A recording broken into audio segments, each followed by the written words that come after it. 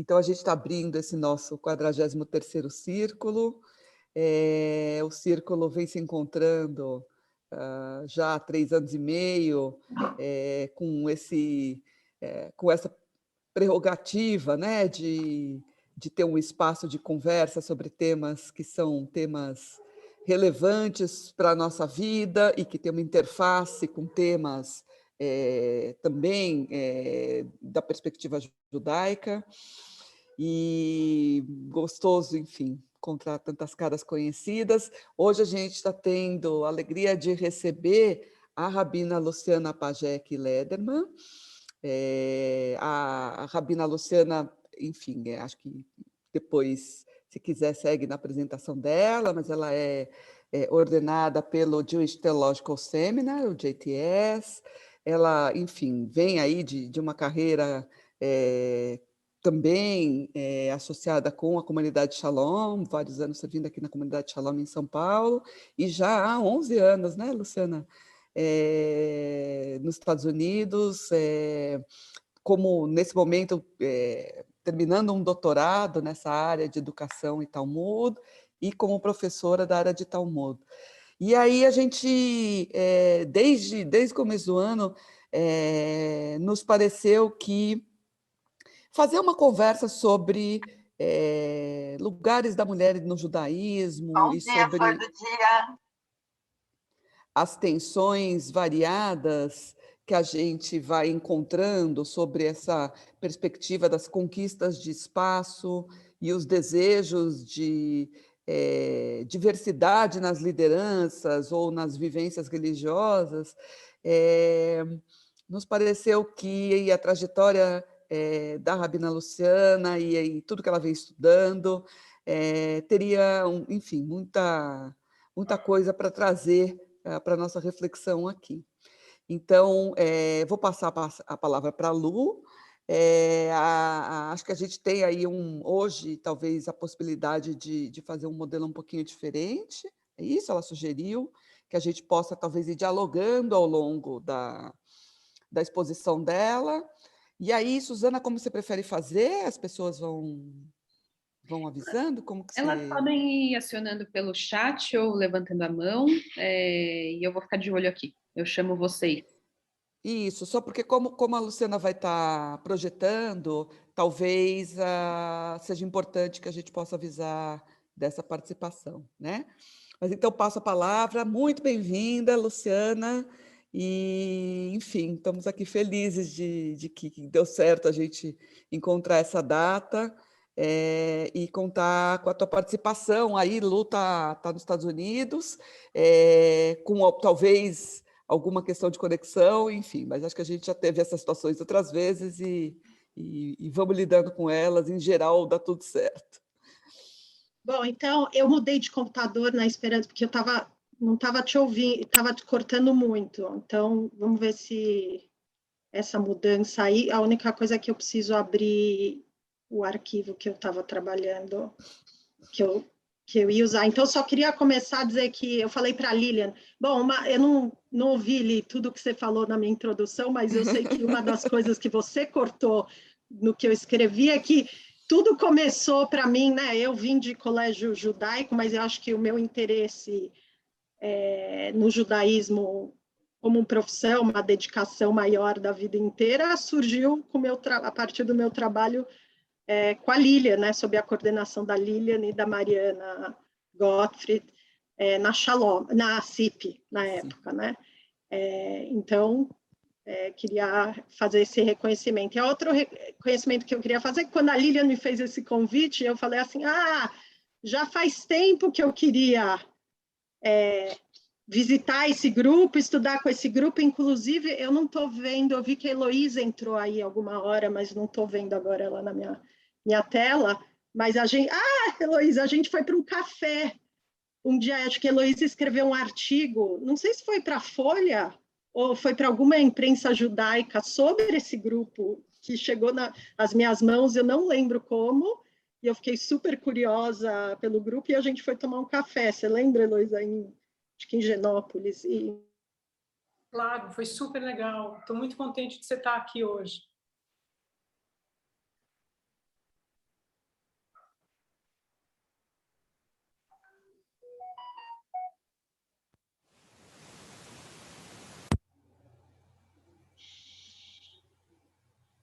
presença da mulher dentro da comunidade judaica, e eu fiquei pensando, né, tem tantas maneiras de se abordar, e eu falei para ela, eu vou abordar do meu lugar, não só de rabina, mas de estudante do Talmud, que é o que eu faço maior parte do tempo. Então, deixa eu começar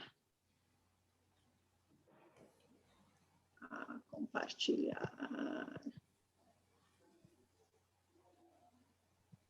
Vocês só ali, Suzana, dá um ok, vocês estão...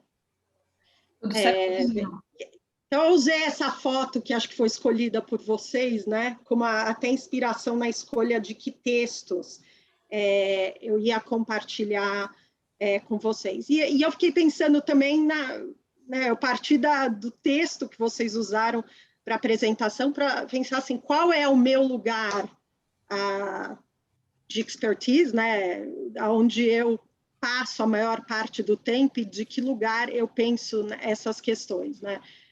Então, a gente, quando fala em questões feministas, a gente pode pensar como elas acontecem na praça pública, né, e quais são os movimentos que permitiram que mulheres né, atingissem maiores espaços, conquistassem maiores espaços. A gente pode pensar na representatividade, acho que a Lilian, o texto, né, de convite fala nesse imaginário, né, como a literatura começa a imaginar mulheres de maneiras diferentes, em posições, em lugares diferentes, mas acho que os dois lugares onde eu mais me sinto qualificada, né, de falar são os lugares da lei, né, no caso a lei judaica, né, que é o centro do embate, especialmente essa foto que vocês trouxeram da Nashota Kotel, né, das mulheres rezando no Kotel com o talit e tocando shofar, né, para se chegar lá, envolveu um embate centrado num estudo de um texto particular judaico, que é o que a gente vai olhar hoje, e também o lugar da academia, né, da produção acadêmica e de como textos judaicos foram sendo lidos, né, ao redor dos séculos, e quais são as ferramentas que foram sendo usadas e que foram sendo incorporadas ao longo das décadas e dos séculos. Então, o que eu decidi fazer hoje com vocês é focar num texto particular, num trechinho muito curto da literatura rabínica, uma passagem da Mishnah de Kiddushin. Vou falar um pouco mais o que é uma Mishnah e o que é Kiddushin, só para colocar todo mundo no mesmo patamar de entrada, né? E eu pensar como é que esse textinho foi interpretado ao longo do tempo. E eu acho que parte do embate que existe hoje é o embate de interpretação, né? E esse embate passa quem pode interpretar, né? Certos grupos acham que a interpretação é hierárquica e só obviamente só homens podem interpretar, e só certos homens, nem todos os homens, né? Eu lembro que minha revruta, meu parceiro de estudo, é alguém que se formou numa yeshiva em Mir, né, que é uma das yeshivot mais ultra-ortodoxas em Israel, e ele mesmo conta que no começo, quando ele começou a fazer interpretações criativas, os professores dele logo cortaram as asas, falaram, ainda não, né? Então não é só ser homem, mas ser homem que atingiu um certo lugar na hierarquia versus outros modelos de ensino, como que vai acontecer hoje, onde já de entrada, quando eu apresentar o texto, eu vou perguntar para vocês, o que vocês acham, o que vocês veem nesse texto, né? Um modelo bem mais democrático de acesso, né, ao texto. Essa transformação também passa por quais as ferramentas que se pode usar para interpretar, né? Quando a gente trata um texto judaico como eterno e divino, né, as ferramentas são mais limitadas. Quando o estudo acadêmico entra, né, questões de história, de contexto histórico, comparações com outras culturas são permitidas, né, e em um determinado momento, essas comparações, esse estudo acadêmico, ele vai gerar né, certas reflexões dentro do mundo religioso, né? Num primeiro momento eles aconteceram em paralelos, né? Aqui eu vivo minha vida religiosa e aqui eu vivo minha vida intelectual, mas chegou num momento que era insustentável, né? Para muitos movimentos, muitos judeus, que essas duas coisas acontecessem em paralelo e elas tiveram que se integrar. E a outra questão da formação é o que se pode perguntar sobre esse texto, que a gente vai ver também. Né, um texto que, primeiramente, só se perguntava perguntas legais, jurídicas, né? Então, o que eu faço com esse texto? Né? Eu posso ou não posso? De repente, começou a se expandir e falar, e se a gente olhar para esse texto como literatura, como formação cultural? Né? Então, quando a gente perguntar outras coisas de um texto, né, a gente consegue tirar, espremer outros significados e outras reflexões. Então, vamos lá, a Mishnah Kiddushin. Essa, na verdade, eu não estou, um disclaimer, né? Essa não é a Mishnah toda, eu escolhi só uma frase, a frase onde a gente vai focar o nosso estudo, e é um pouco de contexto, né? A Mishnah eu não vou usar nem a palavra texto, né? Porque ela começou como uma tradição oral, mas é uma coletânea de tradições, e aqui eu vou ser cuidadosa em não usar lei, porque também tem toda uma discussão de quanto a Mishnah é lei e não é lei. Então, é uma coletânea de tradições que foi organizada, se supõe hoje em dia, no século II, por um rabino que chama Rabbi Yehuda Nassi, né? Se entende hoje que ele não foi o criador dessas tradições, mas meramente existiam certos círculos rabínicos e ele foi coletando diferentes tradições e juntando, organizando elas de uma certa maneira. E, obviamente, tem várias discussões. O quanto essa organização foi hands-off, só um cut and paste, ou quanto ela foi manipulada e editada. Eu estou ouvindo um back, eu não sei o que aconteceu aqui. Mas... Então, esse é o texto sobre o qual que a gente vai falar. E esse é o primeiro momento que eu quero parar um pouco e deixar vocês aí fazerem as primeiras reações. O que vocês enxergam? Que perguntas surgem a partir do encontro com esse texto? Vou abrir um pouco para vocês, só para uma primeira reflexão.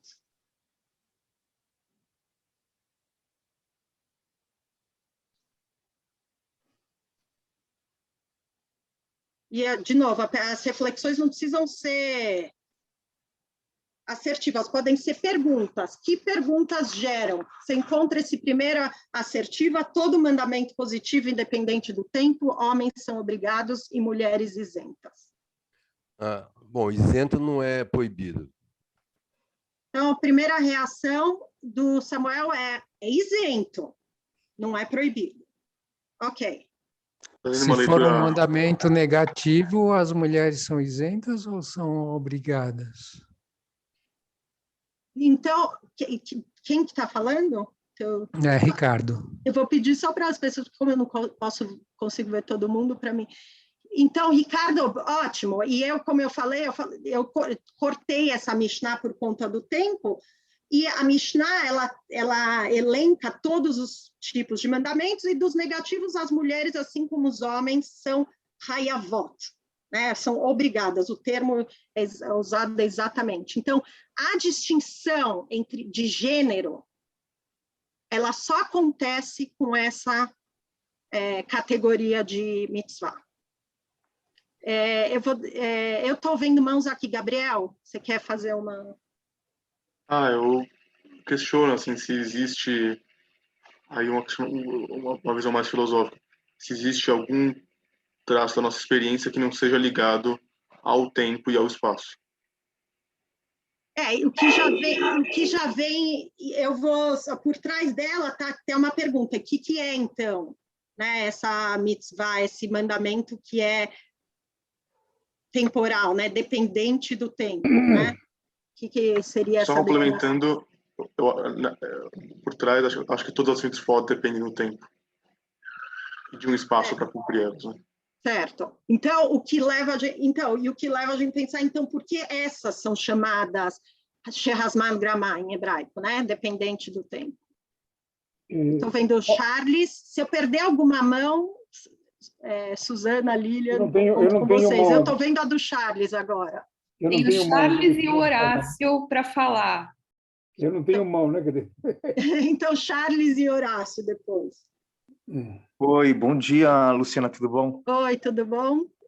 Então, eu quando leio essa Mishnah, esse é um negócio que sempre me incomodou muito, né? Esse texto.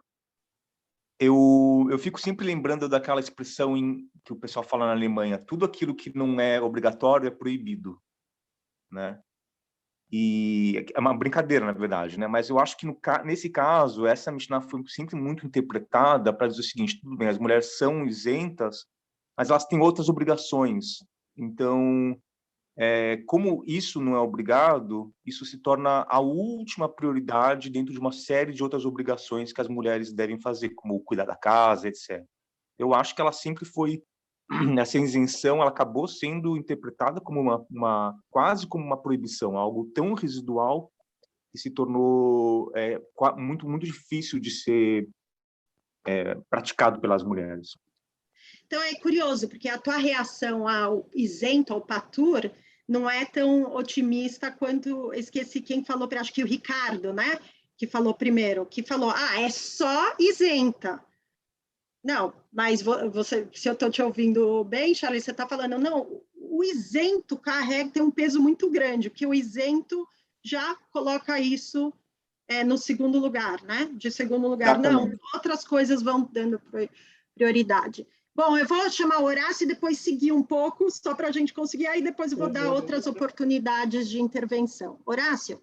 Com licença, então, não, só para colocar em termos práticos, para entender o que quer dizer obrigados e isentos, eu imaginei um exemplo do Bar Mitzvah, que é uma obrigação, né? E o Bat Mitzvah, que passou a ser, existia, acho que talvez nos últimos 100 anos, nem isso. Quer dizer, as mulheres não tinham acesso, de repente passaram a ter acesso a essa tradição. É mais ou menos isso que você está comentando ou não? Então, primeiro eu ia validar essa confusão no que é isento, porque isso que vai gerar uma série de interpretações, e eu acho que um pouco já foram indicadas pelos primeiros comentários. Isento é só isento, mas pode fazer. Ou isento, não, tem um peso grande, quer dizer que está no segundo plano. Então, validar que essa palavra isenta vai gerar muita confusão e motivo de interpretação. Agora, o bar e o bat mitzvah, em particular, eles são produções da modernidade, né? Como cerimônia, o bat mesmo, né? O se tornar bar mitzvah e se tornar bat mitzvah era um momento orgânico, né? No desenvolvimento do ser humano e que lhes permitia entrar na vida civil judaica, né? E a mulher não está isenta, acho que como alguém observou, né? Aqui é um qualificatório, ela não está isenta de todas as mitzvot nesse sistema, ela está isenta dessa categoria em particular. Então, a literatura rabínica falava, a menina também se torna bat mitzvah na medida que ela entra nessa vida civil e pode cumprir as suas funções. Mas eu continuar, eu estou vendo aqui o Miguel, a Rebeca, eu vou voltar para vocês à medida que a gente for avançando, para a gente conseguir seguir com o nosso tema. Então, primeira questão que eu queria endereçar é essa questão, o que é, né, se mandamento, não é todo mandamento, não é dependente do tempo, né? E, obviamente, a literatura rabínica também estava confusa com essa qualificação que, a priori, só aparece nessa Mishnah. Essa qualificação de mitzvot nessa categoria, isso é muito curioso, ela só aparece nessa Mishnah que está procurando uma distinção entre gêneros. E a Tosefta, que a Tosefta é, na verdade, uma literatura paralela da Mishnah, o Rabi Yehuda Hanassi, como todo bom editor, teve que deixar coisas fora, né? E uma outra coletânea de tradições surgiu mais ou menos numa época contemporânea da Mishnah, e nessa coletânea aparece isso. Qual é essa palavra Eizorri está pedindo, me dá exemplos, né, do que é uma mitzvah, uma mitzvah positiva dependente do tempo. E aqui, os exemplos que eles dão é Sukkah, Lulav, e aqui eu ressaltei Shofar e Tzitzit, que é justamente a foto que vocês escolheram, né? A Anat Hoffman está usando o seu talit, onde a mitzvah, né, o mandamento do talit é o Tzitzit, e está tocando Shofar. Então, a Tosefta já indica que essa dependência do tempo de que a gente está falando não é de alguma coisa que leva tempo para fazer, né? Tem um misconception que é dependente do tempo, é algo que demora, que demanda muito tempo. Mas sim algo que tem que acontecer numa data e hora exata, né? E várias outras coisas têm mais flexibilidade. Então, Sukkah, você só pode sentar na Sukkah em Sukkot, naquela semana específica do Hag. A mesma coisa, balançar o Lulav, tocar o Shofar também, obviamente, tem as suas datas e momentos específicos. Tzitzit, a gente pode até perguntar, afinal de contas, tem gente que usa tzitzit, né, o dia inteiro, mas se entende que a mitzvah é só do dia e não da noite.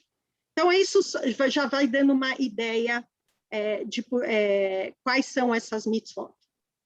E a outra coisa que eu queria trazer aqui é um ditado, porque isenta, né, de novo, duas pessoas ofereceram os seus entendimentos do que quer dizer estar isento. Isento é bom, né? Em certas sociedades estar isento é muito bom, né? E em certas sociedades não é. Então aqui eu trouxe um ditado, né, do Talmud babilônico que dá um contexto do qual é o peso, qual é o significado dentro dessa tradição rabínica de ser obrigado ou não. Né? E segundo esse ditado, é melhor aquele que é ordenado e cumpre do que aquele que não é ordenado e ainda assim o faz. Quer dizer, o sentimento, né, e a sensação de sentir comandado é algo que é muito importante dentro dessa tradição. Né? O professor de ética judaica, Eliodorf, ele faz uma distinção entre as sociedades ocidentais, onde se tornar cidadão é ganhar direitos, né? Direito de dirigir, direito de votar, o direito de beber, né? Versus a sociedade rabínica, onde se tornar cidadão é se tornar um sujeito de deveres, né? Então, isso um pouco já leva um pouco à interpretação que ser obrigado é algo importante, né? E estar isento, eu acho que como o Charles mesmo já deixou a indicar, diz assim, você não é um full member, né, dessa sociedade aqui. Você é cidadão, sim, você tem certas obrigações, mas você não tem todas essas obrigações. E aí eu vou trazer aqui, então, como isso foi sendo interpretado nos primeiros séculos, né, pelos primeiros poskim, exegetas que estavam interessados no Talmud, na literatura rabínica, como lei. Né? Então, aqui a gente encontra a primeira interpretação, eu trouxe 3 de tantas, mas a interpretação aqui que eu quero dizer, a pergunta que eles tinham para esse texto afinal de contas, como é que isso vai acontecer na sociedade? A mulher pode ou não pode? Essa isenção quer dizer, se ela quiser, ela pode fazer ou não? E a gente tem uma autoridade falando que a mulher não deve, então que está interpretando meio que esse ptor, né, essa isenção como proibição. Curiosamente, o Maimônides, que não é o sábio mais feminista, está dizendo que sim, as mulheres estão isentas, mas elas podem cumprir, porém, elas não podem recitar a brahá. Né? Então, várias dessas mitzvot, sentar na sukkah, balançar o lulav, tocar o shofar, envolve uma brahá, uma bênção antes, né? Então, as mulheres poderiam fazer, mas não poderiam recitar brahá, que é um meio termo.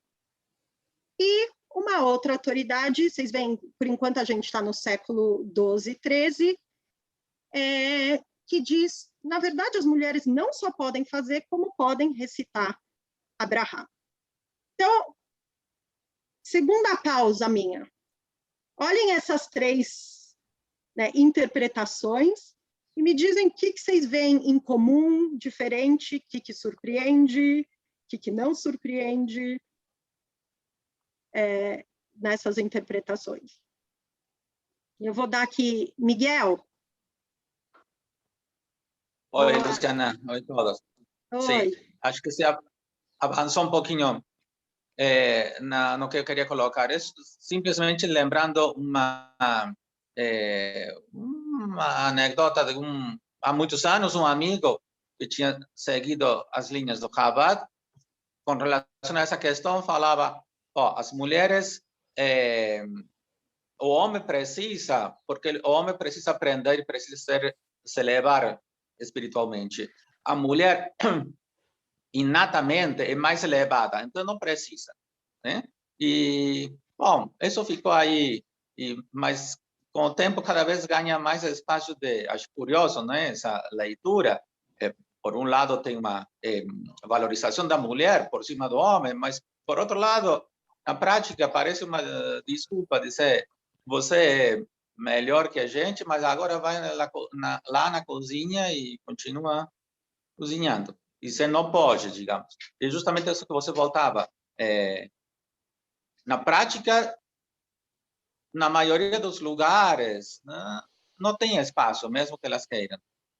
Eu só lembrando essa leitura. Então, Miguel, eu queria aqui trazer o que é curioso. Eu vou comparar o teu comentário com essas primeiras três interpretações. Nesse primeiro momento, não tem uma necessidade de dar nenhuma explicação do porquê sim ou porquê não. Né? A única interesse das autoridades, quando a gente está falando do século XII, XIII, é de dizer o que elas podem e não podem fazer, o porquê não é necessário. Né? E isso é muito curioso, né? Porque quem estuda a literatura rabínica, tem muita gente que, do ponto de vista legal, tem um livro até de uma israelense, a Ayelet Hoffman, que fala quando que começa a subjetivação. Olha, quando que os sábios começam a perguntar por quê e os porquês psicológicos. Né? Num primeiro momento, é como uma aceitação dada. É isso, eu só tenho que saber o que fazer. Né? Quem lê o Yeshayahu Leibovitch, né? O Yeshayahu Leibovitch, na verdade, é um filósofo da modernidade que voltou a essa fala original dos rabinos, falar assim, não tem que perguntar por quê. O sábio não se pergunta por quê. A mitzvah é dada, a força da mitzvah é que é a obediência. Né? E a gente vai ver em que momento histórico esse porquê vai começar a surgir, né? E ali a gente pode elucubrar. A Lilian, eu sei que é historiadora, se tem outros historiadores aí, o porquê surgiu, né? Da onde surgiu essa necessidade de se justificar, e a gente vai ver duas justificativas diferentes. Mas isso que eu queria ressaltar, esse contraste da tua fala, né, que vem do Chabad, e na verdade o Chabad não foi quem inventou, né? Esse contraste dessa fala que precisa justificar de uma maneira, como a gente fala, essencialista, né? Porque o gênero masculino é diferente, versus essa fala ainda no século XII, que simplesmente acata essa diferença, ou não, né? A gente vê o Rashba fala, é só isento, se quiser pode fazer e pode recitar Brahá. Né? Ricardo? Então, quando eu vi ali mandamentos dependentes do tempo, eu achei que fosse uma coisa mais ampla do que na verdade porque se você for pensar, são centenas de mandamentos positivos e centenas de mandamentos negativos, né? E desses positivos, só 4 são dependentes do tempo. Não, então, na verdade, essa terminologia da Tosefta, ela tá me dizendo, me dá exemplos. Esses 4 são exemplos. a gente poderia incluir, perguntar, e as mitzvot relacionadas a Pesach? Agora, vamos pensar todas as mitzvot e os mandamentos relacionados a feriados judaicos, né? Porque elas têm que acontecer numa certa hora do calendário. Você pode dizer mitzvot relacionadas ao Shabat, né? Então, esses 4, na verdade, são exemplares. Exato, era isso que eu ia perguntar. Exatamente, eles são Mas só exemplares. as mulheres acendem... Sim, mas as mulheres acendem as velas do Shabat. Isso é um mandamento ou não é um? Ótimo, né? Então, você já vê que o Talmud vai pegar essa regra, o quanto essa regra generalizada é verdade, né? E ela se dá de fato, né? O próprio Talmud vai perguntar, mas espera um pouco, a mulher faz várias coisas dentro dessa categoria, né? Que tem que acontecer numa certa hora do calendário. E a gente vai ver um pouco como isso vai se resolver ao longo do tempo. Maimônides vai dizer, obviamente que, de novo, eu resumi aqui em termos do tempo, o Maimônides vai dizer assim, essas que a mulher é obrigada pelo Talmud específicas, ela pode recitar bênção. Todas as outras que o Talmud não especificamente disse que ela é obrigada e que caem nessa categoria de positivas e dependentes do tempo, ela faz se ela quiser e não recita a bênção. Então, vai surgir dentro da interpretação, nesse primeiro momento, uma distinção entre aquelas particulares que o Talmud disse a mulher tem que fazer e aquelas sobre o qual o Talmud não disse nada, então que caem nessa categoria generalizada, como é o caso do tzitzit, como é o caso da sukkah, como é o caso do shofar. Heloísa, e aí eu vou continuar seguindo para a gente... Luciana, já que você está dando abertura, eu vou contar uma historinha, mas eu vou ser bem rápido. E para dizer o quanto que isso é atual, né? O quanto que esses 3 paradigmas são atuais. Quando eu estava fazendo minha monografia, eu estava tendo alguns problemas com o meu orientador e eu desabafava com a minha mãe. Então, eu falava, ele quer que eu faça isso, eu quero fazer aquilo, eu quero usar tais autores, ele não quer. Enfim, tinha todo um drama. E minha mãe falou uma coisa que me chamou muito a atenção e eu lembrei agora. Ela falou, mas é você que escolhe o tema da sua tese? Quando eu fiz a minha tese de mestrado, era o meu orientador que disse, olha, estuda isso. E eu lembrei dessa historinha nesse contexto. É como se ela estivesse falando, evocando o Maimônides aí no teu quadrinho. Falando, olha, você pode fazer a tese, mas você não vai escolher o assunto, né? Você pode fazer o ato, mas você não vai fazer a brahá. E eu estivesse falando, não, eu quero também escolher o tema, eu também quero fazer a brahá. Então, o que me impressiona quando eu estudo essas coisas do judaísmo é que como é que esses caras estavam no século XII discutindo questões que vão se popularizar para a sociedade como um todo, apenas no século XVIII, XIX, XX, né? Então, é só um comentário, assim, é só algo que me evocou. Não, primeira coisa, assim, primeiro eu queria chamar a atenção para a primeira observação que você fez e depois, né, celebrar a segunda relação. A observação que você fez que é, gente, no século, você tem 3 autoridades com 3 conclusões completamente distintas, né? Então, de novo, essa sensação que as pessoas criam, né, de um uníssono, né, judaico, que não existe, né? Mesmo um falando não pode de jeito nenhum, outro falando pode, mas não dá bem, e outro falando be my guest, né? Pode, e quando se assume completamente. E a segunda coisa, obrigada, né? A gente pensa muito em alahá de uma maneira muito estreita, às vezes, né? Como só aquelas ações. E eu tenho um professor meu que fala assim, que a alahá, né? Ela falou, lógico que qualquer prática religiosa tem o seu lado positivo e negativo. E ele falou, no lado negativo, ela pode se tornar uma obsessão, uma compulsão. Mas no lado positivo, ela é uma poesia do mundano, né? Ela é uma poesia onde você observa, né, as atitudes mundanas e reconhece, né, o potencial de santidade dela. Então, para mim, você comparar, né,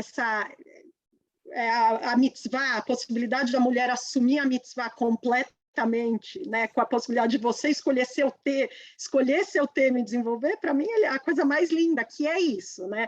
Acho que no final das contas, né, o ideal é que seria que esses tipos de práticas religiosas, né, nos tornassem mais sensíveis a esses micromomentos, né, das nossas vidas. Então, obrigada, Heloísa, por essa comparação, super bonita.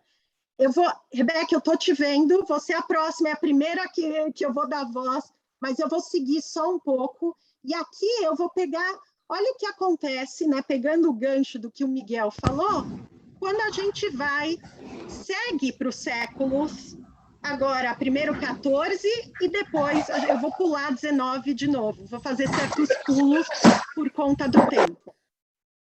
Os porquês começam a surgir, né? E aí eu me peço, os historiadores talvez queiram aventurar a dizer por que né? Maimônides não está preocupado em dizer o porquê que a Mishnah faz essa distinção, Rashba não está preocupado, mas de repente começam uns porquês, né? Talvez tenha uma demanda social de entender o porquê essa diferença, né? E o primeiro porquê que eu queria trazer é o porquê que a mulher é diferente, porque ela está sujeita ao marido para atender às necessidades dele. Quer dizer, no século XIV, essa justificativa colava e não era ofensiva, pelo jeito. Ou, se era, aqueles a quem essa justificativa ofendia não tinha voz, né? Então, uma autoridade conseguia se sair com essa, né? Então, a dispensa, a isenção, é porque nessa composição familiar dessa época, os deveres da mulher são ao seu marido e criar deveres a Deus vai deixar a mulher numa tensão a que deveres ela deve cumprir, ao marido ou a Deus, né? E aqui, obviamente, eu imagino que nesse grupo eu não preciso nem pedir reação, óbvio, né? Que a gente acha um absurdo, mas o que eu trago essa ideia aqui para a gente perceber em que momento histórico, né, começa a existir uma demanda social para entender o porquê da lei, né? Quando a subjetivação começa a ganhar força, não é mais suficiente a dizer o texto diz e eu acato, eu só quero saber exatamente como eu acato. Faço, não faço, e se faço, como faço. Agora eu quero entender por quê. Por que eu tenho que agir assim? E aí vem um segundo porquê, que tem a ver mais, Miguel, com esse porquê do Chabad, né? E aqui a gente pode já imaginar, né, um feminismo ganhando força, e o primeiro porquê não sendo convincente, e esse segundo porquê, como meu marido chama, ele chama condescending, eu não sei essa palavra em português, né? O condescending, porquê quer dizer a mulher não precisa... Condescendente. Condescendente. Ótimo. Condescendente. Condescendente que, na verdade, hoje, estudiosos, eles atrelam muito ao feminismo, essa busca de um porquê. Se o primeiro porquê do Abu Draham não colava mais, como é que a gente vai achar um porquê que se alinha com essas demandas da mulher? E aí surge esse porquê que aqui eu não estou lendo, deixo vocês lerem, mas eu ressaltei uma frase do Samson Hirsch, que a provável razão pela qual a Torá não obriga as mulheres a esses mandamentos é que as mulheres não precisam deles, né? As mulheres são diferentes.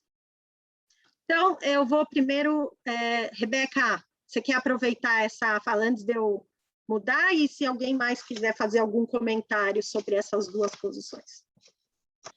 Sim, Luciana, eu quero, porque a minha primeira reflexão que pulou foi ainda lá atrás, nessa questão do isento versus proibido. Mas aí, conforme você foi se desenvolvendo e os colegas de assistência também foram trazendo, foi vencendo a validade da primeira reflexão, porque, para mim, assim, isento não é proibido.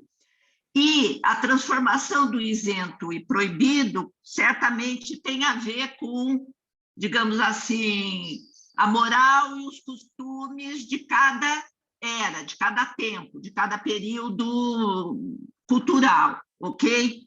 Então, a maneira como esse isento versus proibido entra a serviço da questão de quem é que manda, de quem é o poder, da questão do poder, tá? Então, assim, o homem é que manda, é algo que ultrapassa, digamos, a mera... o mero círculo do judaísmo, não é? Quer dizer que, embora ele sempre vai estar integrado num tempo mais amplo. Não sei se eu me faço entender, Luciana, sobre isso. Quer dizer, a relação do judaísmo com o próprio tempo dos homens, né? Dos homens como um todo e não só do judeu. Ok. Mas aí, conforme, eu acho que a última pessoa que falou e trouxe essa questão da comparação com o orientador atual, não é? E o homem lá atrás, que é de uma poesia incrível, ficou mais claro para mim que a gente está o tempo todo discutindo a questão do poder. E que o desenvolvimento, não é, humano nos está cada vez mais fazendo questionar essa questão de poder, e aí as mulheres entram nessa reivindicação. Agora, o que ficou para mim de tudo isso é como, para mim, a ética judaica ela é poética e é beleza pura, ok? Mas ela precisa ser o tempo todo misturada com o outro fluxo da vida. E, na minha visão, a ética judaica ela traz em si essa competência de poder suportar o desenvolvimento da moral e dos costumes do homem, né, como um todo, e permanecer nessa elevação que ela tem.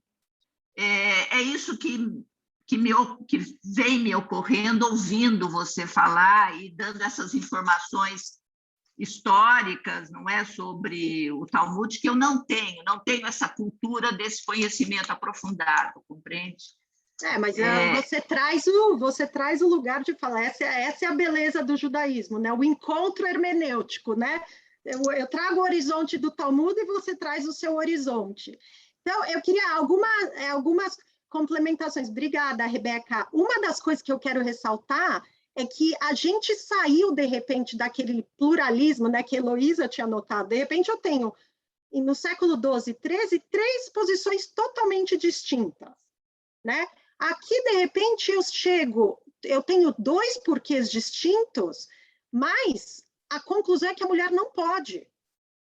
De repente, as autoridades estão virando muito mais conservadoras, né? Indo com uma só autoridade, quando a gente via que existia um pluralismo de decisões, né? Muito mais conservadoras, e agora, nesse momento, acrescentando a sua posição mais conservadora, um porquê, né? E aí, eu estava pensando, Rebeca, eu acho que a gente reage tanto aos movimentos, né, ao patriarcado, né, ao domínio, mas as reações a gente sabe hoje em dia, né, e a gente vive muito, tanto aí no Brasil como aqui nos Estados Unidos, as contra-reações aos movimentos progressistas, né? Então, a pergunta é se essa orientação e essa escolha aí com a opinião mais conservadora, né, dos séculos anteriores, não era uma reação, né, a outros movimentos progressistas, né? Há 3 anos atrás, eu fiz um tour aqui sobre a história do movimento e direito das mulheres do aborto, né? E é uma loucura você ver como isso virou uma causa política por brigas políticas. Né?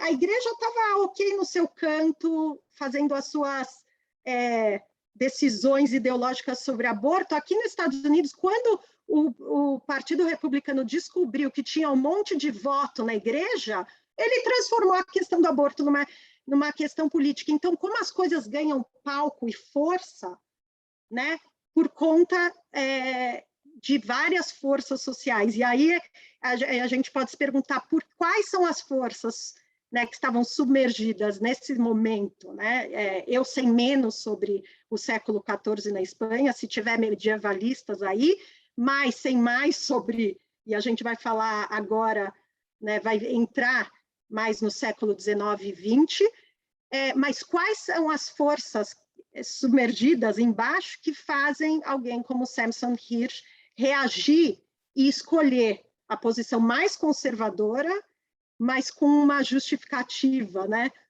protofeminista, né, mascarada de feminista. Não, é porque a mulher é melhor, né? André? Então, aí você passou opiniões do século XII, XIII, agora XIV, XIX. Aí, bom, no judaísmo a gente não tem a figura do Papa, temos o grão-rabino, grãos rabinos, enfim. Aí a minha dúvida é, digamos assim, dentro de um mesmo século, dentro de um mesmo período, se, por exemplo, alguém interpretou de uma maneira, depois de algum tempo o outro interpretou de outra maneira, não vale mais a maneira anterior, está valendo a posterior, ou se no mesmo momento, até mesmo, dois têm opiniões divergentes, qual das opiniões vai prevalecer, ou se cada um escolhe, entre aspas, seguir uma linha ou outra, como ficamos? Suponho que, no caso do catolicismo, enfim, o Papa decide, o próximo Papa pode decidir outra coisa. Eu tô, enfim, Não, especulando. totalmente pertinente. O que eu acho, assim, no século XII, né, nesse primeiro, você segue o seu rabino, né? Então, provavelmente se encontraria comunidades mais conservadoras e mais, não sei se a gente pode chamar, comunidades onde as mulheres tinham mais espaço ou menos espaço. Você encontrava mais um pluralismo. Agora, a modernidade trouxe uma convergência na ortodoxia, né? E essa convergência nesse discurso do Samson Hirsch, que isenção não pode, né? E esse não pode, e uma convergência nessa justificativa, né, da mulher como não precisar, né?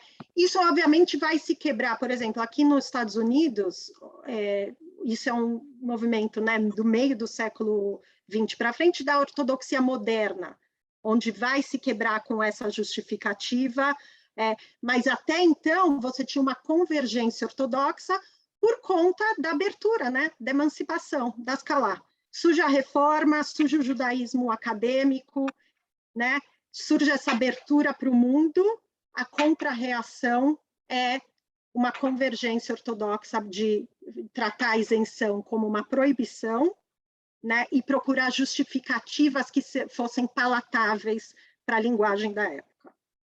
Né? Então, de novo, a gente vê os movimentos de fora também fazendo uma pressão, né, para essa homogeneização de dentro. Eu vou seguir, Obrigado. Charles, eu estou vendo você e eu vou seguir um pouco e aí a gente vai retomar. Então, século XIX começa esse movimento de investigação crítica de literatura e cultura judaica, inclusive da literatura rabínica. E aqui eu quero ressaltar dois aspectos que vão ser importantes na leitura do Talmud e para a leitura dessa Mishnah em especial. Um é que, até então, né, se tratava o Talmud, a Mishnah, na verdade, o Talmud, na verdade, a grosso modo, pode ser explicado como uma interpretação da Mishnah, mas ela é muito mais do que uma interpretação. A Mishnah foi compilada, é uma tradição que foi organizada no século II, o Talmud se entende que foi organizado no século VI, né? Mas se tratava no mundo judaico a Mishnah, o Talmud e comentários como isso, numa coisa só, uma tradição só. Tudo é Talmud, tudo é literatura rabínica. E dentro do estudo crítico começam a se fazer separações históricas, né? O Talmud, a Mishnah representa um judaísmo em Israel no século II. O Talmud, né, a Gemara representa o judaísmo no Iraque, né, na Babilônia no século VI. Então começa a se distinguir a intenção original do Talmud versus como ele foi recebido e lido séculos posteriores, pelo Maimônides, pelo Rashba. E começam a se fazer perguntas sobre a intenção original histórica. Se eu olhar para esse texto sem os intérpretes da era medieval e posterior, o que eu posso inferir sobre a linguagem do texto? E se eu comparar esse texto com literaturas paralelas? E se eu comparar esse texto com literaturas judaicas anteriores, com Filo de Alexandria, com os pergaminhos do Mar Morto? Então, essa separação do que é o texto original e de como ele foi recebido até então começa a aparecer. E, paralelo a isso, né, não se trata só esse texto, né? Se no mundo judaico o Talmud é Torá Shebe'al Pé, né? É tratado como Torá divina, então o que está lá foi, de alguma maneira, transmitido desde o Sinai, agora se tem um olhar mais histórico, né? Com toda a carga histórica. Mas, obviamente, que no primeiro momento, essa era uma classe de investigação crítica à literatura. Se alguém tem uma mulher aqui, espero que vocês consigam achar uma mulher da sala, né? Mas isso foi mudando com o tempo, né? E como eu falei, não só, né, a Wissenschaft mudou a maneira, as perguntas que se podia perguntar para o texto e as ferramentas que se podia usar para interpretar o texto, mas a gente também começa, aos poucos, a entrarem mais mulheres. E quem pergunta, né, é como a Rebeca, eu te disse, você traz o seu horizonte, né? E quando mulheres começam a perguntar, elas também começam a fazer perguntas diferentes. E essa aqui é a Judy Hauptman, a primeira PhD em Talmud, em 1982. Então, a Judy Hauptman, ela faz parte, né, de uma escola histórica que começa a identificar todas as camadas históricas do Talmud, né? E começa a olhar o Talmud não como algo estático, né, mas como algo dinâmico. Eu lembro que a primeira vez que eu ouvi a palavra Talmud foi de um rabino do Rabat que vinha dar palestras no Pérez. E a frase famosa que se falava é: o Talmud disse. Né? E isso, na verdade, é o que me gerou interesse. Né? Eu queria ver onde que o Talmud disse. E quando você começa a estudar Talmud, você aprende que falar essa frase não faz sentido nenhum, porque o Talmud diz tantas coisas em tantas direções que é impossível resumir o Talmud disse, né? Então, esse dinamismo, né, é algo que os acadêmicos começam a prestar atenção. E por conta disso, ela fala assim, tudo bem, a Mishnah, diz ela, está isenta, mas a Mishnah é de uma época histórica, né? O que os sábios posteriores, né? Se a Mishnah, ela representa sábios do século I e II, o que os sábios do século III e IV, como é que eles receberam a Mishnah? Né? E ela vai perguntar, em geral, em que direção a legislação deles foi? Eles acataram ou eles quiseram dar cada vez mais posições para a mulher? E aí ela vai fazer comparações do texto que a gente já se familiarizou, da Mishnah aqui do Shim, com passagens do Talmud na voz de sábios posteriores. E aí ela vai olhar algo que muitas pessoas já... alguém fez o comentário das velas de Shabbat, mas ela vai olhar com outras mitzvot. Ela fala assim, Rabi Yoshua ben Levi disse, as mulheres são obrigadas, e a texto, o mesmo termo usado para os homens, obrigadas a ler a Megillah. A leitura da Megillah acontece em Purim. É uma mitzvah, é uma mitzvah positiva que tem que acontecer numa época. E o Talmud diz, são obrigadas. Depois ele vai dizer que as mulheres são obrigadas a acender as velas de Hanukkah. De novo, o que é acender a vela de Hanukkah? É uma mitzvah positiva, que é algo que você tem que fazer, e Bechazman Gramá não tem num tempo determinado. E aqui eu trouxe algumas das passagens das tantas que ela traz. E aí ela vai ver, até então eu estou falando dois ditos do Rabi Yoshua ben Levi, que está em Israel. E agora eu vou trazer 2 sábios da Babilônia e de épocas bem posteriores, que vão falar: a mulher é obrigada a recitar o Kiddush de Shabbat, curiosamente, né? Que é algo que também hoje é tão dividido em gênero. Né? E diz, como elas são obrigadas a todas as proibições de Shabbat, elas também são obrigadas às mitzvot que dão kavod, para honrar o Shabbat. Né? E nesse trajeto de identificar as camadas históricas, ela vai fazer a seguinte conclusão, e aqui eu só vou ler o que eu ressaltei, que se você olha o Talmud como um texto dinâmico e não como um texto estático, você olha, ela falou assim, não dá para defender os sábios como feministas. Eles eram produto da sua sociedade patriarcal. No entanto, eles começaram a introduzir medidas corretivas, significativas e ocasionalmente ousadas para melhorar o destino da mulher. E ela continua. Opa, desculpa, porque vocês estão... Aqui. A simpatia rabínica pelas mulheres não é uma expressão de dissidência, mas reflete um patriarcado com mais nuances do que geralmente se supõe. E ela vai dizer o seguinte, a Judy Halpern virou rabina eventualmente. Esse mesmo dinamismo tem que continuar historicamente, deve continuar historicamente. Ela vai falar, os sábios do Talmud fizeram o que eles conseguiam, dado os seus contornos sociais da época. Mas esse dinamismo na direção de maior inclusão da mulher é responsabilidade nossa, né, continuar nesse movimento de mais inclusão. Vou parar aqui e abrir para mais. Charles, eu vi que acho que você que tinha a mão antes que eu pulei. Charles. Eu tô pensando em tudo que você está falando, ainda estou muito preso naquela questão da condescendência que você falou, né? Daquela trecho condescendente. E eu também queria pontuar uma outra coisa que você falou, que eu também estava pensando, que eu acho que tem uma diferença entre ser conservador e ser reacionário. Uhum.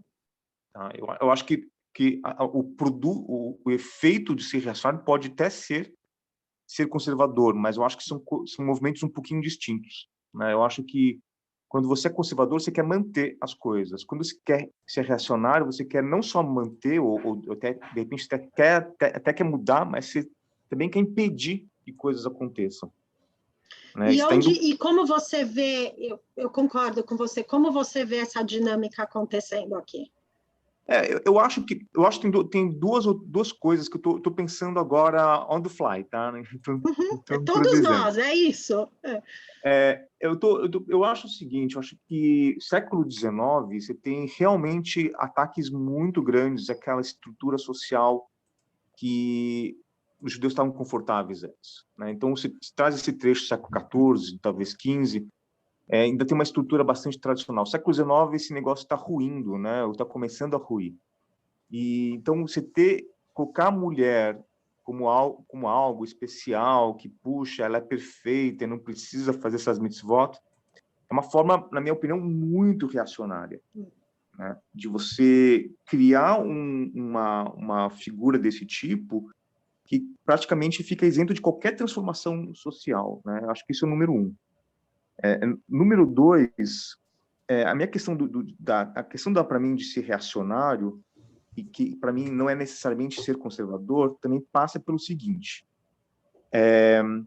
tem um texto que eu adoro do Eric Hobsbawm que se chama A Invenção da Tradição, né? Então a ideia aqui não é só que você é conservador, mas você inventa um passado ao qual você quer se afiliar. Né? Então, por exemplo, muita gente usou esse texto do Hobsbawm para criticar os racídicos do século XIX. E criam novas tradições e imputam a história essas tradições que não existiam. Ou colocam na história, colocam para a história um consenso que nunca existiu. Né? Então, muito legal. Entende? Então eu estou pontuando, só estou pontuando o que você falou, E estou colocando isso porque essa aparente evolução linear da história, que a gente vai progredindo, eu acho que tem que contrabalancear um pouco essa narrativa com os movimentos reacionários. Eles são capazes de criar bolhas muito resistentes a isso, né? Bom, é algo em reação a isso. Eu lembro quando é algo que eu falo, o Rogério, meu amigo, fala, né? Quando as pessoas falam que o movimento conservador, né, do qual eu sou afiliada, o reformista, é uma invenção da modernidade, a ortodoxia também. Né? Não é? Somos todos, num certo momento da bifurcação, todos tivemos que fazer decisões para que lado ir, né? E foi uma decisão da ortodoxia se fixar numa opinião e tratá-la como se ela fosse the opinion, né? A opinião, né? Então, acho que isso tem a ver. Obrigada, Charles. Geraldo? Oi, Luciana. Muito interessante isso que você colocou. E me chamou a atenção, só quero sinalizar esse texto, Woman's Voice, Rereading the Rabbis, aparece exatamente as mesmas ideias na história do povo judeu, do Salo Barum, do ponto de vista historiador. Ele diz exatamente o mesmo. Os rabinos foram melhorando como se lidava com mulheres na medida em que conseguiam na época deles. Não foram muito longe, provavelmente não poderiam, né? Mas fizeram o possível. A única coisa que eu vou, e aí, se der tempo a gente vai ver, é que a Judy Haltman representa a primeira onda do feminismo, né? As feministas da próxima onda acham que essa justificativa é muito, como que a gente chama hoje em dia? Me fugiu a palavra, mesmo em inglês. Quando se desculpa, né? Se desculpa Ai, gente, me fugiu. Mas dá para entender. Condescendente de novo. Não é condescendente a palavra que eu tô procurando. Quando diz passapano em português. É uma palavra que, na verdade, é a mesma em português, me fugiu agora, não sei por quê. Quando voltar, eu vou... mas é esse tipo de scholarship que tenta limpar a barra. Né? E que tenta, de repente, que é muito característico da primeira onda feminista, né? De repente, tentar limpar a barra e falar assim, eles não eram feministas, porque não dá para chamar os sábios do Talmud de feministas, mas ainda assim, né, tem um olhar positivo, otimista, eles eram proto-feministas, né? E as ondas posteriores de feminismo vão ficar muito bravas, né, com esse tipo de scholarship, né, com esse tipo de abordagem, e isso também vai mudar a relação delas do Talmud, né, do que se pode perguntar para o Talmud. Eu vou seguir, depois eu vejo o Ricardo, por enquanto eu só vejo o Ricardo na minha tela, se tiver mais alguém tem com a também mão. a Lilian que pediu para falar aqui pelo chat. Li, eu vou fazer esse slide aí, eu vou abrir para você e para o Ricardo. E lembra que eu falei que, então, essa transformação, né, para o que passou, a interpretação desse verso, ela passou por quem pode perguntar, né? Então, você vê que no século XII, é só homem, né? O que se pode perguntar e quais as ferramentas, né? E a Judy Haltman, ela ainda, olha, a ferramenta principal dela é histórica, né? Olhar para as camadas históricas desse texto, e ela ainda trata esse texto primeiramente como um texto legal. As perguntas dela são de uma jurídica, que está perguntando em que direção as nossas leis judaicas têm que seguir. E está olhando que o Talmud aponta para uma direção de mais inclusão da mulher. O Talmud foi até um certo ponto e a nossa responsabilidade é continuar. Mas estudiosos do Talmud posteriores vão começar a incorporar outros tipos de abordagem, né? E principalmente abordagens da teoria literária, né? E se a gente parar de olhar esse texto só como lei, mas olhar para esse texto como literatura, né? como formador de cultura. Será que a gente não pode perguntar outras coisas para esse texto, além de, então, como a gente deve se comportar hoje ou não? Né? E aqui eu vou trazer, acho que vai dar tempo de trazer um exemplo desse tipo de abordagem, de alguém que olha para esse texto como literatura e que se pergunta que tipo de formação cultural ele representa. Mas antes de entrar ali, deixa eu te dar a palavra, e aí o Ricardo, e aí eu entro. Eu acho que você tinha trazido anteriormente uma diferença que eu acho que faz muito sentido e talvez seja muito central nessas discussões todas, né? Que é um momento da percepção desses textos enquanto algo sagrado e que vem do universo do eterno, né? Não está em discussão porque isso é uma voz divina, e aí, portanto, né?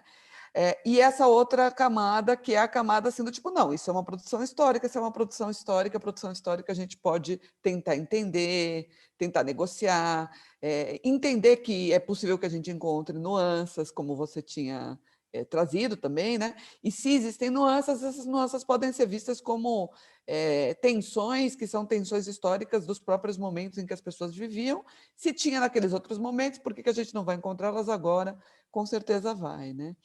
E aí eu queria juntar isso que dizia o Charles agora, né? Porque o que eu acho que está colocado também nessa discussão que você trouxe dessas últimas scholars que estão trazendo esses olhares diferenciados, é também uma certa explosão de uma visão de tempo histórico linear e progressista, né? Essa ideia de que, com o avanço do tempo, conquistas são obtidas, melhoria nos posicionamentos, uma ética que é uma ética mais inclusiva e mais humanizada e aberta ao diverso e às necessidades dessas vozes variadas, né?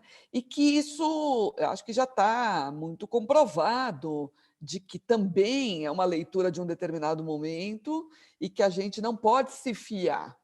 Também é uma forma de você afirmar um lugar de poder, um progresso contínuo, né?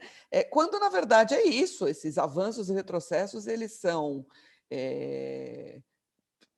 sempre presentes, eles são diversos nas diferentes localidades, a existência de uma determinada conquista ou de uma determinada temporalidade, ela é uma aqui no Brasil, outra nos Estados Unidos, uma terceira no Iraque, enfim, quer dizer, a gente também vive esses momentos e diversos tempos nos diferentes lugares. Acho que o que a gente está vivendo agora, né? Essa nossa reação agora ao Afeganistão, essa nossa dificuldade, às vezes, até de entender, também passa por a gente tirar dessa chave de uma racionalidade de organização temporal e de organização dos entendimentos desses momentos, né? Do que é tradição e do que é pensamento racional, que precisam estar colocadas, né, na conversa. Então, legal, Lê. Então, a primeira coisa, só que a palavra me vem, apologética. Né? As pessoas, as segundas ondas de feminismo vão ver a Judy Hartman e esse tipo, são profundamente gratas a pessoas como a Judy por terem aberto o caminho, mas vão falar, me desculpa, dizer que os sábios eram proto-feministas, apologética. Mas, em resposta ao que você falou, Lê, eu acho que essa transformação, essa incorporação de outras abordagens também vai mudar a relação das pessoas com o Talmud. E vai mudar um pouco essa visão um pouco romantizada, né, dos rabinos tendo a ética, figure it out. Né? A gente tem essa visão romântica, a ética judaica. Não, os rabinos tinham dilemas. Né? E o que a gente e de não olhar para o Talmud necessariamente como um guia, mas como um espelho que convoca temas históricos, ajudam a gente a refletir, né? Em vez de olhar para o Talmud como aquele texto romantizado, né, que incorpora toda essa ética de alguém que descobriu o que é bom. Como um manual de instruções. Exato. Nem só instruções práticas e nem só de instruções puristas do que é bom, né? Olhando com as suas limitações e aceitando as suas limitações como um espelho para olhar para as nossas limitações. Então, e é isso que eu quero entrar um pouco. Acho que a gente vai ter tempo de olhar uma só em particular, e aí eu volto para essa questão, mas que acho que está muito ligada no que você falou, de não olhar a história como algo progressivo, né? Necessariamente que sempre caminha para o lado certo, bom, né? Mas essas dinâmicas que são muito mais não vai e não volta, em ciclos que se repetem, né? E muito mais complexas. Então, acho que a última scholar que a gente vai ter tempo de olhar é Elizabeth Shanks Alexander. Isso é outra coisa que é bem exciting, né? Eu tenho uma professora de Talmud que ela usa uma metáfora, ela é uma metáfora para chamar a atenção, ela fala do burrico, do burro, o animal. Ela fala, se um burro lê o Talmud, ele vai encontrar histórias de burro que ninguém vê, porque ninguém é burro. Então, essa importância do de fora olhar o texto, né, e trazer. E a Elizabeth Shanks, ela eventualmente se converteu, mas ela faz parte de um grupo de mulheres que não eram judias e que se apaixonaram por Talmud, por histórias diferentes. Algumas delas terem hoje a maior delas, na verdade, a maior autoridade no mundo acadêmico de Talmud é uma professora em Yale, a Christine Hayes, que não se converteu e que dá, enfim, palestras de chorar. Então, essa importância do de fora, né, olhar para o de dentro e como isso que enriquece também. E ela vai trazer algumas coisas importantes. Ela, obviamente, que todos, ao incorporar outras abordagens, né, principalmente abordagem literária, esses historiadores também, esses historiadores acadêmicos, né, eles partem da aceitação desse texto como histórico, e quando se olha a Mishnah, eu estou vendo vários agora, obviamente, erros que eu não vi, mas eu acho que vocês conseguem entender. Não. Quando se olha o texto da Mishnah, os historiadores hoje aceitam, né, tem uma visão, e acho, Lê, bem de novo, voltando ao que você falou, tinha-se uma visão de que o movimento rabínico começou desde o começo como algo intencionado, né? Com a destruição do templo, o Império Romano invadido Israel, esse grupo com uma missão clara, que sabia o que estava fazendo, se juntou para estudar a Torá e já tinha um plano.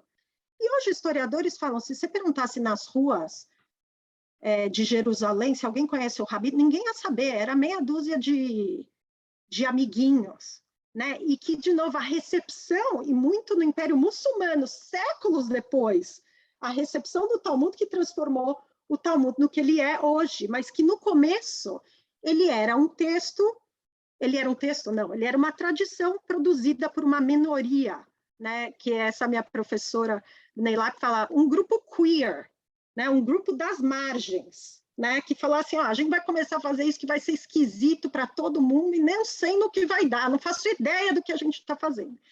Então, isso um pouco chacoalha a gente olhar para a Mishnah como lei, porque olhar a Mishnah como lei pressupõe um grupo que tinha autoridade, que iam ouvir, que se sentou e falou o que a gente vai mandar ordenar todo mundo fazer. Quando a gente agora imagina que esse grupo era meia dúzia de gato pingado, que não tinha autoridade nenhuma, a gente pergunta, então o que é esse texto? Não é mais código de lei, como eu achei que ele era código de lei. Então, o que é? E a segunda questão que ela vai trazer é a questão da oralidade. Como eu falei no começo, né, a Mishnah, como da sua época, foi uma tradição que começou a ser transmitida oralmente.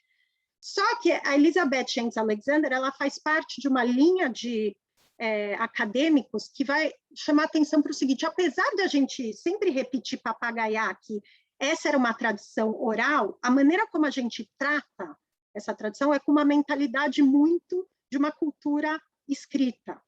Então, a gente assume que o texto, essa tradição, desde o começo, era fixa, né? Que quem falou o texto do começo repetiram exatamente, e chegou até nós exatamente como era no começo. E ela fala, quando você estuda a tradição oral, né, estudos da tradição oral contemporânea, percebe que existe uma fluidez muito maior, né, que existe um script minimalista, mas que os transmissores têm total liberdade de ensaiar esse script, e ela usa esse termo, ensaiar esse script de maneiras diferentes. E ela fala assim, será que o problema dessa Mishnah foi quando ela foi para o papel?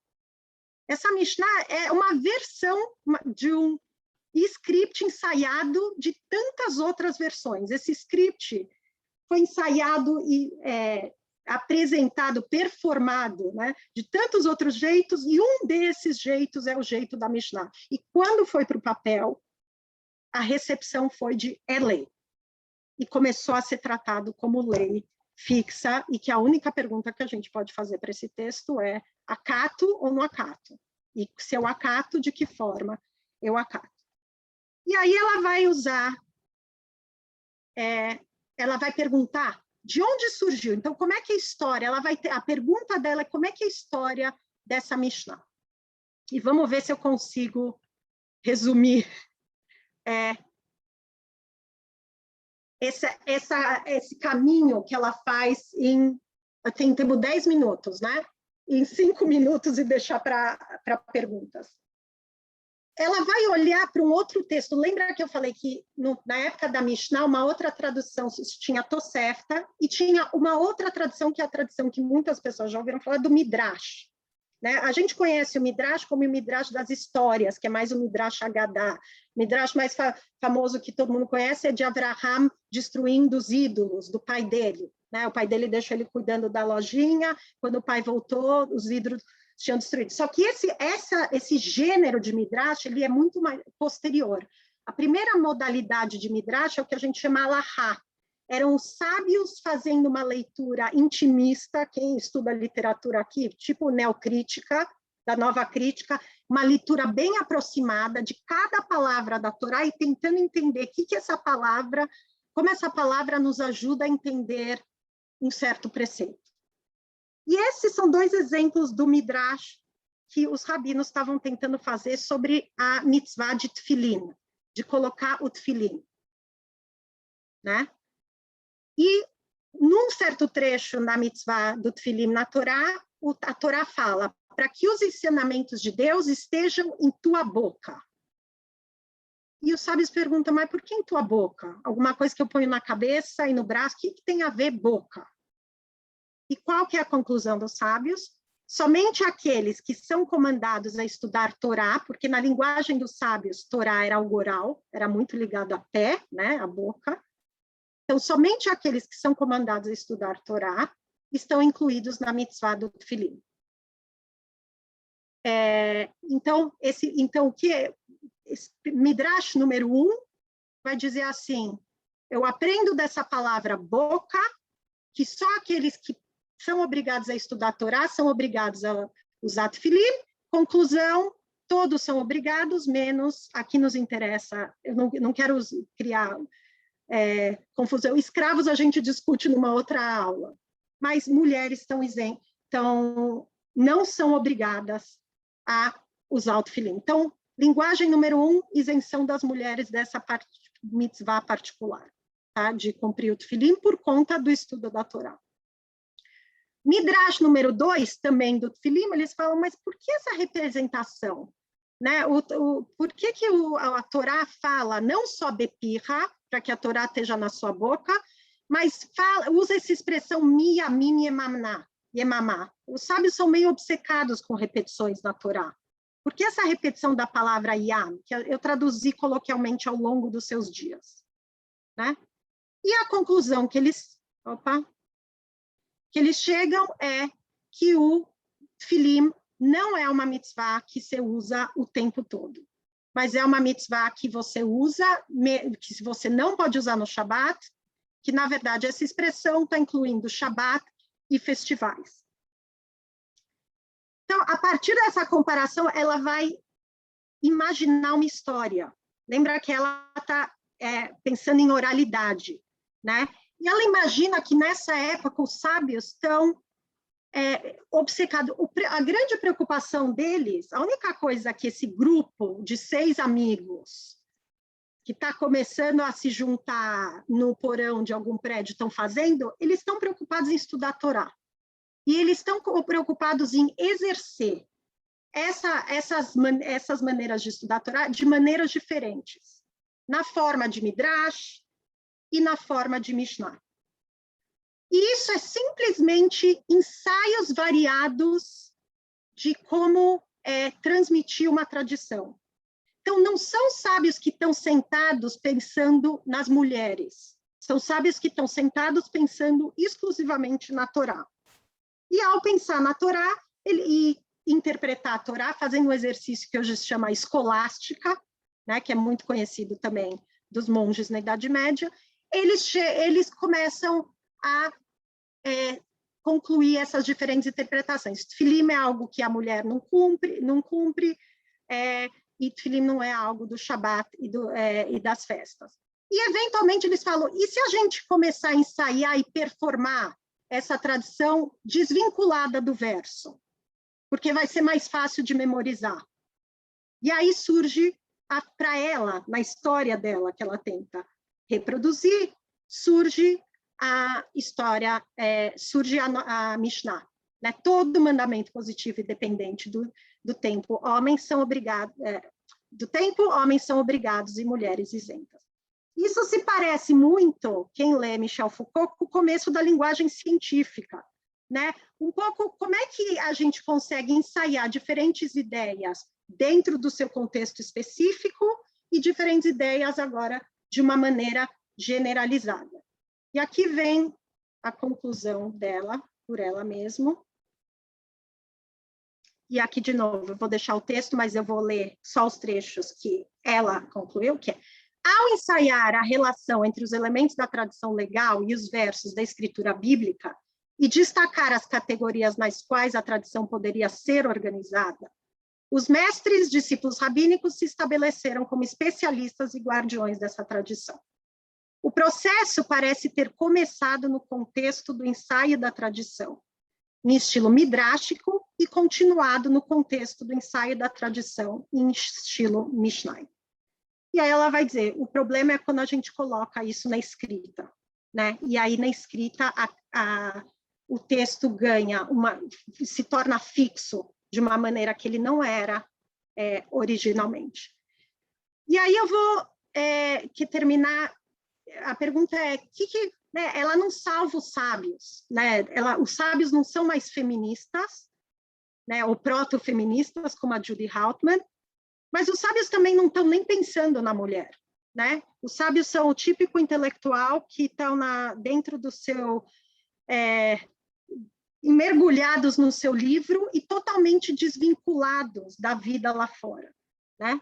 E nesse sentido, ela, assim como outras, mudam a maneira de a gente se relacionar com o texto.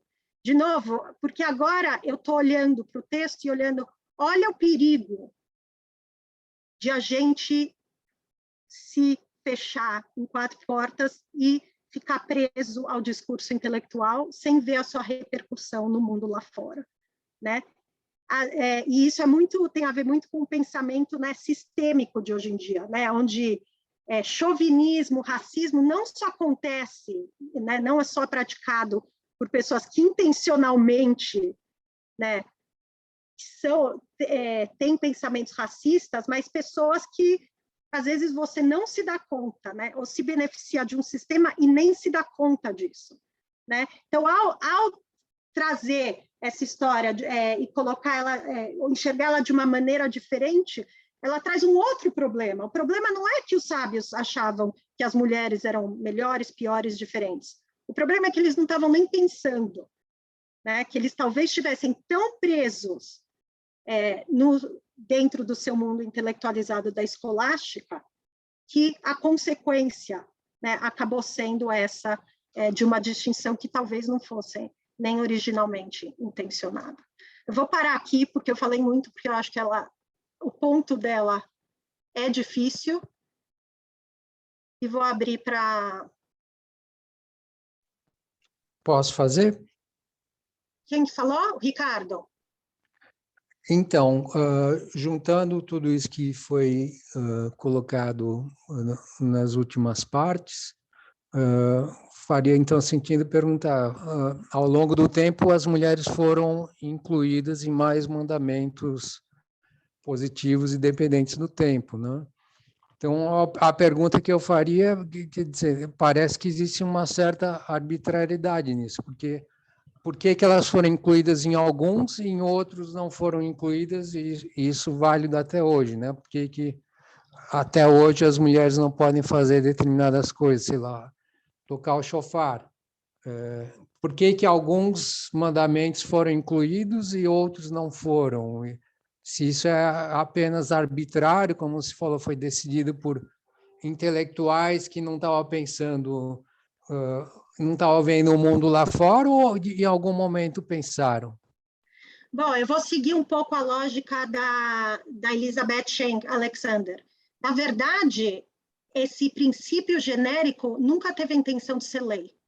Esse princípio, na história dela, esse princípio genérico foi uma maneira de se ensaiar a tradição de uma preocupação de transmissão. Como é que eu vou ensaiar a tradição de uma maneira que seja compreensível? Né? Eu acho que hoje tem uma crítica ao pensamento científico, né? Eu que estou entrando no doutorado, que na obsessão com a generalização, né, que é essa preocupação do pensamento científico, começou a se ignorar, né, a comunidade, o local, né?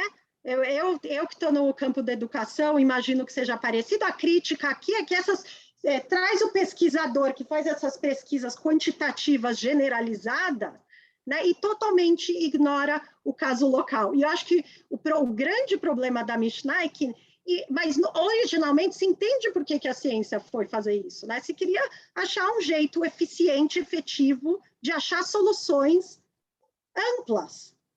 Mas a gente sabe que isso também é problema. Eu acho que a Mishnah foi um jeito dos sábios tentarem pensar como é que a gente transmite certas tradições de maneira simples, com fórmulas simples. Só que no momento que isso foi para o papel, de repente isso ganhou uma força de imperativo que nunca foi essa intenção. A intenção sempre foi olhar caso a caso, né? E aí foi as histórias, aí entra o que o Charles está falando, os movimentos sociais, as pressões sociais de fora, né, que vão afetando como a gente vai lendo, né? Que vão afetando como a gente vai lendo. A escrita afeta a gente em ler isso como um ponto dado e sem discussão, né? E os movimentos sociais externos afetam como a gente vai interpretar isso de uma maneira ou de outra, né? Então, o que eu te diria, Ricardo, é que eu sou uma discípula da Judy Hartman, então, no ponto de vista legal, né, para mim o movimento é de inclusão, né? E eu sou herdeira dessa tradição que foi na direção da inclusão. Agora, o outro ponto de vista de olhar o Talmud não só como um orientador de prática e de ética, é olhar o Talmud como um espelho das nossas questões e dilemas atuais, né? Como as nossas questões de gênero, raça, também não só são produtos de preconceitos diretos, mas são produtos de sistemas dados que a gente toma como óbvio. Né? Então, eu acho que o trabalho que ela faz é um pouco mais difícil de olhar assim, que certas ideologias elas nascem não necessariamente da intenção do autor, e elas não são menos problemáticas por isso. Às vezes elas nascem por um sistema de pensar, né? E aqui eu trago, o Michel Foucault fala, né, que em diferentes épocas históricas surgiram diferentes sistemas de pensamentos, e eles permitiram certas coisas, mas impediram muitas coisas, né? E eu acho que é um pouco isso, para mim, ler o Talmud com os olhos da Elizabeth Schenck Alexander é olhar assim, isso é um dilema eterno, né? Como a gente, por um lado, se preocupa em resolver certas questões e às vezes perde a mão, né? Ignora outras. Enfim, compliquei. Eu sei que ela complica bastante a questão. Eu chego até a Judy Hartman, tá tranquilo. Quando chega na Schenck Alexander, porque realmente não é só pensar no conteúdo, do texto, mas é em que sistema de pensamento esse texto representa, que modelo de pensamento um texto representa. E aí a coisa realmente complica. Tá, ok, obrigado. Miguel, você quer falar? Ou Gabriel? Acho que o Miguel estava antes. Eu acabei de levantar. Miguel? Não sei se ele está aí. Miguel? Gabriel? Não posso ir, vamos lá e depois o Miguel volta. Eu gostei muito da leitura que você deu essa questão através dos tensionamentos e de uma visão em perspectiva sobre os textos, né? Que são sobre os textos e a oralidade, né? Não só os textos. E colocando essa visão que me soou muito bachelardiana. No Gaston Bachelard, ele tem um texto que ele fala sobre imaginação e mobilidade. E com isso, ele diz que imaginação não é a capacidade de formar imagens, mas a nossa capacidade de deformar as imagens, embaralhar, dar mobilidade ao texto. Então é isso, mais ou menos esse universo da oralidade que você está trabalhando e que tem essa raiz muito embasada na potência e na expressividade do imaginário. E eu gosto muito. Mas aí eu tô para polemizar um pouco isso. O Michel German, ele tem usado o termo imaginário em um outro lado, que é o judeu imaginário. Então, como essa potência da imaginação, ela recai para um lado que não nos agrada necessariamente.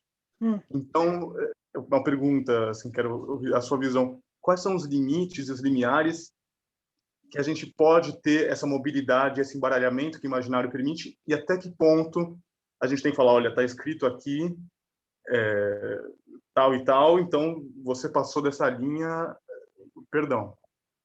Né, eu acho que é difícil, a gente está vivendo um momento aqui no Brasil muito, muito singular, muito, talvez essa potência aí que você tenha, né, essa profusão que está vivendo no GTS, a gente não está passando tanto aqui. Eu sinto que a gente está em um momento de reclusão e de fechamento de imaginários para garantir meio o que a gente acredita ser um delineamento judaico. O que você acha? Então, para mim, Gabriel, essa pergunta passa... eu agora, nesse momento, para o meu doutorado, estou estudando um pouco de teorias literárias, em particular hermenêutica, né? E eu acho que, assim, existem diferentes modelos, né? Tem o modelo da desconstrução, né, que está totalmente... acha que interpretação é reinscrição de qualquer jeito, né? Qualquer exercício de interpretação é reescrever e reescrever o texto. No momento, eu gosto mais de uma abordagem do Gadamer, né, que acha, e eu acho que tem uma certa ética, e acho que eu usei um pouco a fala do Gadamer quando eu estava falando com a Rebeca, né, que fala que a interpretação é uma fusão de horizontes, né, onde o texto, a tradição traz o seu horizonte e você traz o seu horizonte, né, e a ideia é que os dois horizontes se dialoguem, né? Agora, o Gadamer usa esse trecho, mas antes, para começar esse diálogo, você tem que primeiro, ele usa esse termo que eu adoro, porque transforma o texto numa pessoa, let the text speak, deixar o texto falar. O que eu não gosto muito da abordagem da reconstrução, e ela é legítima e muita gente usa, e modelos educativos aqui usam judaicos, é que eu acho que ela pode cair num lugar meio egocêntrico, onde eu não tenho nenhum outro para me desafiar. Ela corre o perigo de ser sempre uma projeção do que eu quero ouvir, do meu momento histórico, da minha sensibilidade histórica, e aí ela interrompe o diálogo. Então, eu gosto muito mais do modelo do Gadamer, onde se tem um cuidado E, obviamente, e o Gadamer entende, obviamente, que mesmo que você tenha o cuidado, o texto é mudo, ou ele vai falar através da tua voz.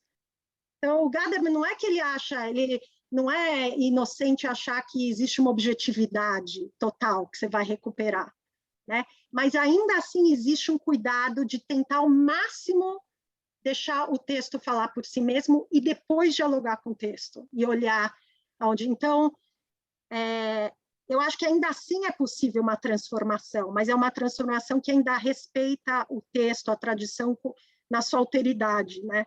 Como um outro. E, para mim, esse modelo me faz mais sentido. Mas, se você é convencido por um modelo mais Derrida, né, de interpretação é reinscrição, vão ter lugares para você exercer isso, né? Espero que eu tenha respondido. Bacana, obrigado. Miguel, você ainda quer falar? Está me ouvindo agora? Sim. Ah, ótimo. Obrigado.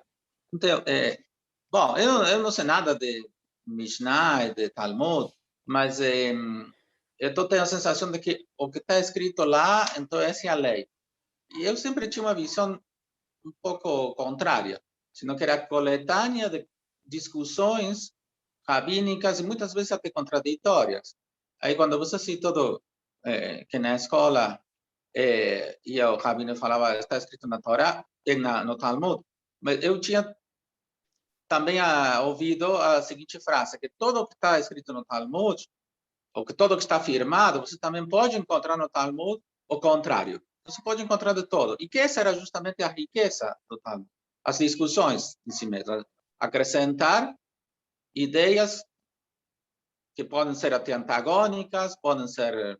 Mas sempre construindo discussões como já quase como uma visão filosófica, prática talvez no cotidiano, mas uma construção filosófica. E minha questão me parece que hoje em dia se olha ao Talmud como uma certa reverência e não a partir da essência dele mesmo, que seriam essas discussões, senão fechamos e agora vamos reverenciar e não há lugar. E acho que é um caminho muito perigoso. Olhando assim historicamente, parece que bom, o último que se produziu foi talvez que ganhou assim texto universal e não individual, foi o Shulchan Aruch, e a partir daí começou uma certa reverência. E desculpa. Bom, assim, na verdade, Miguel, se eu passei a impressão que o Talmud é lei e é dado, foi tudo que eu não queria fazer. Então, eu acho que, logicamente, que eu trouxe uma Mishnah, e a gente poderia ter feito esse encontro sobre discussão, como a discussão se desenvolve do Talmud, mas eu fiz uma escolha de olhar para essa Mishnah, e a Mishnah, ela tem essa característica de se colocar como imperativo. Ela é curta, né? Ela é direta, né? E de se colocar como um imperativo, mas eu espero que a minha trajetória tenha sido de mostrar como se desconstruiu isso, né? Como se questionou mesmo que a Mishnah fosse lei dada, e que a Mishnah tivesse intenção de ser lei dada. Agora, eu concordo com você, eu acho que a fala do Talmud disse, né, vem de uma fala, de novo, eu acho que todo o embate é um embate de interpretação de quem pode interpretar, né? Então, a fala que eu ouvia do rabino do Rabat falando o Talmud disse, é a fala que me dizia, o Talmud disse o que eu estou dizendo que o Talmud disse, né? Nunca era uma aula. Eu lembro nas minhas aulas, tinha na época do Peretz, sempre que era o tema era Hagim, vinha o rabino do Rabat. Ele não me dava uma folha com o trecho do Talmud e me perguntava o que eu achava e oferecia a versão dele como mais uma versão. Não, ele vinha e falava, o Talmud disse. Né? E o Talmud já mastigado pelo Maimônides, Shulchan Aruch. Então, acho que tem um tratamento, apesar do Talmud sim, é por isso que eu amo esse texto tanto. Ser um texto dinâmico, pluralista, né? Acho que em muitos lugares não se dá acesso às pessoas a lerem ele diretamente, se dá acesso a ler já o intérprete, quem falou o que aquilo dizia, e o intérprete que olhou para aquele texto só como lei, não como filosofia. Né? E o intérprete que lá atrás está dizendo, sabe essa discussão complicada? O que você tem que entender é que é para acender as velas a tal hora. Pronto, não precisa ler, é muito complicado. Né? Sabe essa discussão complicada, se mulher pode, não pode? Não precisa ler. Não pode. Eu estou te dizendo, nem vai lá, é muito complicado. Então, acho que tem uma... Sim, o Talmud é tudo que você está descrevendo, mas eu imagino que ainda hoje no Brasil se dá pouco acesso às pessoas a essa discussão. Né? E o discurso vem a autoridade e te conta sobre o que é aquela discussão, o que a autoridade entende sobre aquela discussão. Sensacional, Lu. Acho que a gente está aqui, todo mundo inquieto, com uma discussão muito rica e muito provocadora, né? E acho que esse olhar, né, que a gente vai tendo dessa... acho que a gente tem falado muito hoje em dia de apropriação, né? Essa ideia do quem se apropria e que fala, faz, e em que lugar coloca o outro em relação à sua possibilidade de acesso e ao direito à interpretação, como você construiu muito evidentemente, né?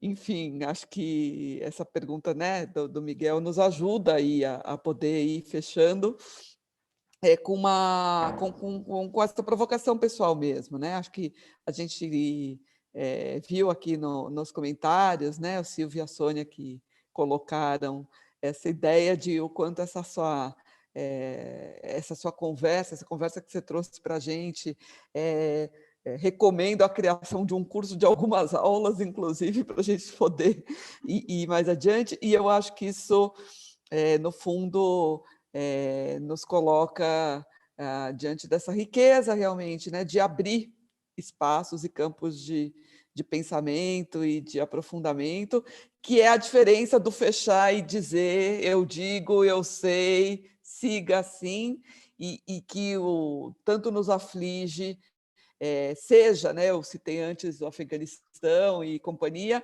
mas também as mulheres no Kotel e as pessoas que vão lá, né, pegar os textos e rasgar e picar e jogar na frente, dizendo, bom, porque vocês acham mesmo que vocês podem estar nesse lugar e ter esse papel, né? E eu acho que é isso, o oposto do diálogo, da reflexão e do estudo é a violência, né? É o ato concreto de impedir, interditar, proibir. Então, eu acho que é isso, a riqueza a gente ganhar espaço e conseguir transformar, e conseguir incluir, e conseguir lançar outros olhares, é a sua dimensão humana de produzir, seguir e estar juntos de uma maneira que não é o da violência, e de preferência não é o da violência física e não é o da violência simbólica também, que também é algo que a gente vivencia muitas vezes de uma maneira um pouco velada, mas que também perpassa, né, as relações e a forma como as pessoas vão construindo as coisas, né? Então, eu queria agradecer demais essa sua participação e te devolvo a palavra para você finalizar, porque eu acho que... Para mim, eu também adorei, acho que obrigada a todos que contribuíram e que se colocaram e que puxaram meus botões e se explica melhor. Eu acho que é por isso que eu queria, né, sentar. A Heloísa falou que teve que sair, obviamente a gente passou do tempo, mas eu falei, é o que me encantou na descrição dela do grupo, e vocês, you match my expectation, né? É muito bacana esse marco que vocês criaram aqui. Eu gostei de uma fala que você fez para mim, a gente conversando para essa preparação. A Luciana me falou uma coisa que eu achei que era muito importante. Ela falou ali: o que vocês fazem não é mais evento, é quase como se fosse um ritual. E quando a gente ritualiza, a gente consegue repetir formas de fazer, e essas formas de fazer têm a ver com escuta, tem a ver com abertura para perguntas, para as vozes variadas, com circularidade da palavra, e com estar todos os meses juntos, se debruçando sobre. Eu fiquei pensando muito o quanto não é à toa que a nossa vivência judaica tem a ver com rituais, e o quanto o círculo também é um ritual nosso, mensal, do estar junto pensando sobre coisas, né? E que isso nos traz muitos ganhos, mais só do que os eventos pontuais que a gente encontra pelo caminho. Assim, né? Medida, nosso grupo aqui não é um miniá, né? Com outras temáticas que não a liturgia, mas tá sempre reunido, tá sempre presente. Com certeza. Muito bem, muito obrigada. Acho que a gente vai ficando por aqui e, enfim, a gente logo mais anuncia o tema do Círculo do próximo mês. Shana Tová, acho que a gente não se Shana vê Tová, ainda antes de Rosh Hashanah Yom Kippur, então que seja um ano de muita saúde, de boas notícias, de alegrias, de encontros, de construção e de paz para todo mundo. E, Luciana, que prazer ter você com a gente aqui, Shana Tová também. Shana Tová para todo mundo. E a gente vai finalizando.